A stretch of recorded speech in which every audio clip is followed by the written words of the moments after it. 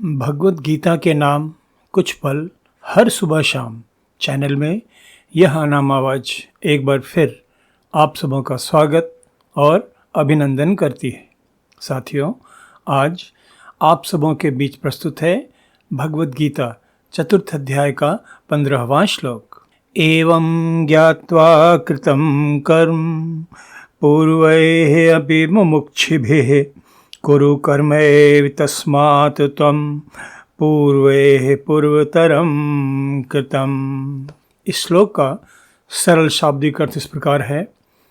पूर्व काल के मुमुक्षुओं ने भी इस प्रकार जानकर ही कर्म किए हैं, इसलिए तू भी पूर्वजों द्वारा सदा से किए जाने वाले कर्मों को ही कर।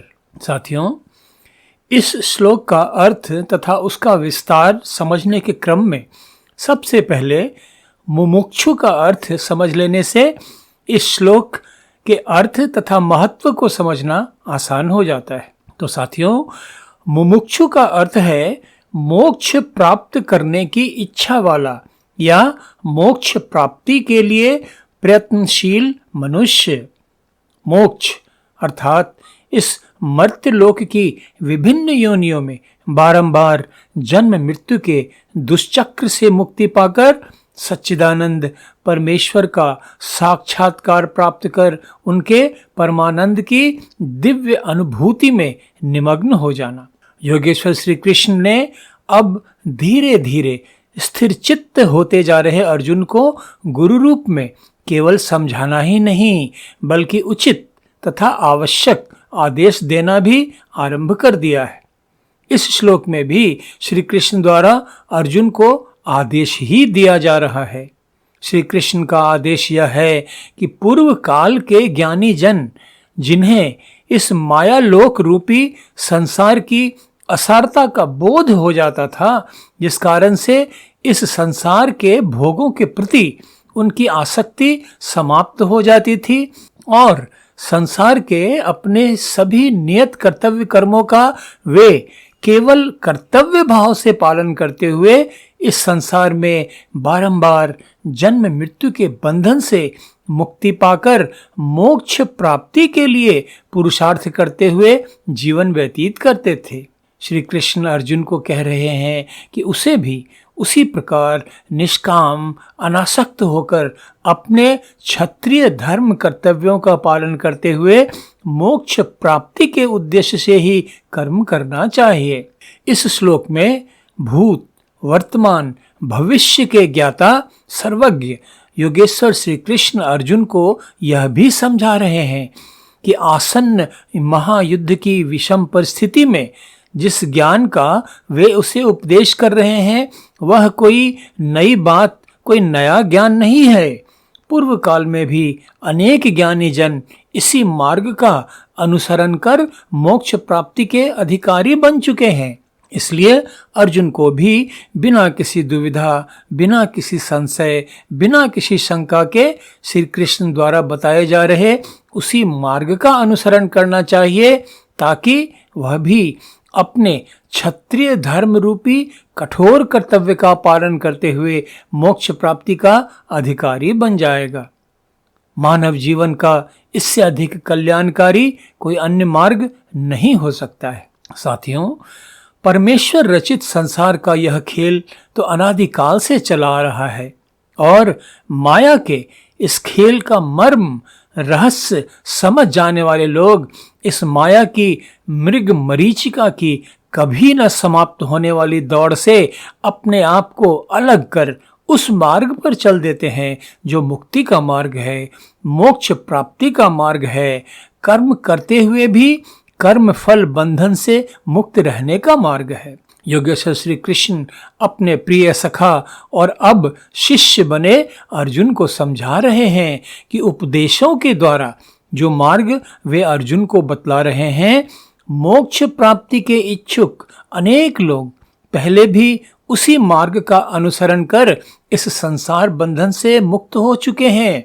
इसलिए अर्जुन के लिए भी उसी मार्ग का अनुसरण करना श्रेयस्कर है, कल्याणकारी है, उसके हित में है।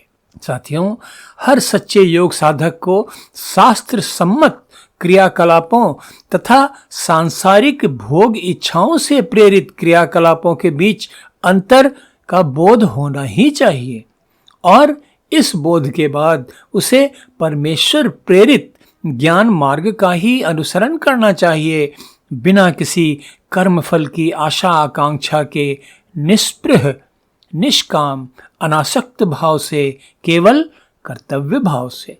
इस प्रकार के बोध से प्रेरित होकर कर्म करने वाला मनुष्य बाहरी रूप से संसार के अपने सभी नियत कर्म करते हुए भी कर्मफल की आशा नहीं रहने के कारण मुक्त रहता है।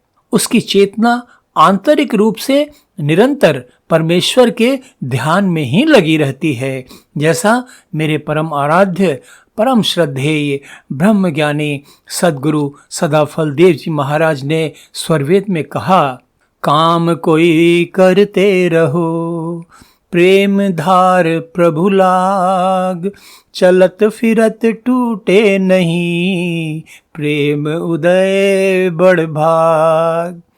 उन्होंने और भी कहा, अंतर त्याग विरक्त है बाहर सकल पसार, पद्म पत्र जल संग रहे वे निर्लेप संसार।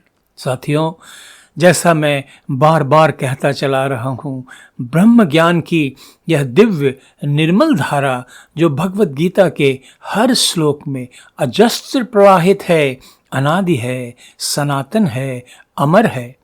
इसलिए तो भगवत गीता के श्लोकों में योगेश्वर श्री कृष्ण द्वारा उपदेशित ज्ञान वर्तमान काल के ब्रह्मज्ञानी सद्गुरु सदाफल देव जी महाराज द्वारा रचित अतुलनीय सदग्रंथ स्वरवेद के दोहों में भी उसी प्रकार प्रतिबिंबित है, परिलक्षित है।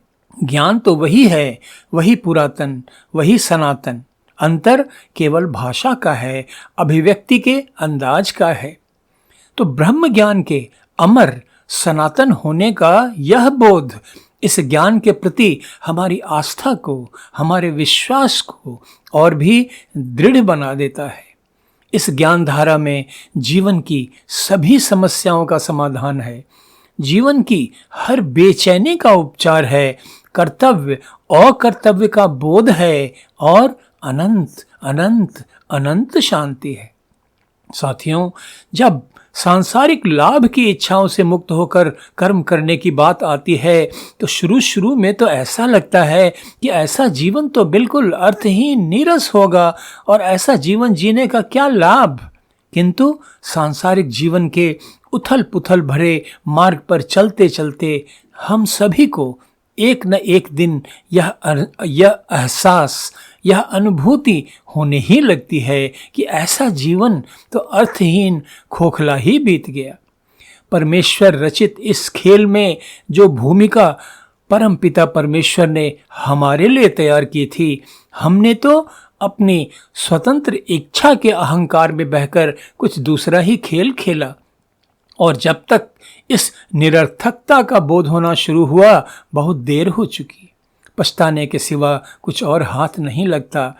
इसलिए ही तो योगेश्वर श्री कृष्ण अपने बाल सखा अर्जुन को समझा रहे हैं कि अभी समय है, सुधर जाओ, मोह माया में मत उलझो। तुमसे बहुत पहले युगों युगों से वे मनुष्य जिनके अज्ञान का अंधेरा छट चुका था, जिन्हें इस संसार के भोगों की असारता का बोध प्राप्त हो चुका था और यह ज्ञान प्राप्त हो चुका था कि मानव जीवन का वास्तविक लक्ष्य तो मोक्ष प्राप्ति है, सांसारिक भोगों में डूबे रहकर जीवन बिता देना नहीं। उन्होंने जिस प्रकार अपने जीवन को सार्थकता प्रदान की, उसी प्रकार तुम भी कर्मयोगी बनकर जीवन जियो। भावनाओं से भ्रमित मत हो, संसार से पलायन मत करो, अपने नियत कर्तव्यों से मुंह मत मोड़ो, बल्कि निष्पृह निष्काम अनासक्त आचरण करना सीखो और इस प्रकार की कुशलता पूर्वक अपने नियत कर्तव्य कर्म करते हुए संसार के बंधन से मुक्त होकर मोक्ष प्राप्ति का अधिकारी बनकर मानव जीवन को सार्थक बना लो। कल्याण का तो बस यही एक मार्ग है जिस पर मुमुक्षु ज्ञानी जन पहले भी चलते रहे हैं और तुम भी उसी मार्ग का अनुसरण कर मोक्ष प्राप्त करो। तो साथियों, आज बस इतना ही। भगवद गीता चतुर्थ अध्याय के अगले श्लोक के अर्थ तथा व्याख्या के साथ कल फिर आप सबों के बीच उपस्थित होऊंगा। तब तक आप सबों के लिए अशेष मंगल कामनाएं। धन्यवाद। नमस्कार।